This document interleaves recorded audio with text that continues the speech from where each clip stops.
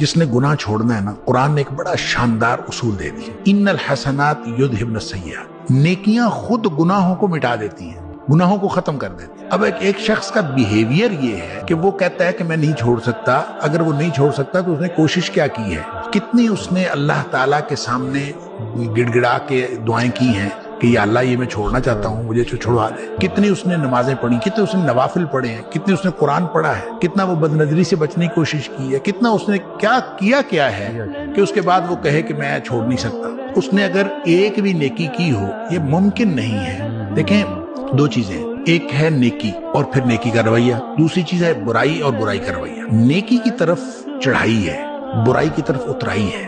बुराई में बहुत जल्दी आप चले जाते हैं, नेकी में अपने आप को बड़ा बांध के ले जाना पड़ता है, बड़ा जोर लगता है, तो लिहाजा अपने नफ्स को पूरा बांध के ऊपर चढ़ाना पड़ता है। और अगर वो कोई नेकी की तरफ आता है तो ये मुमकिन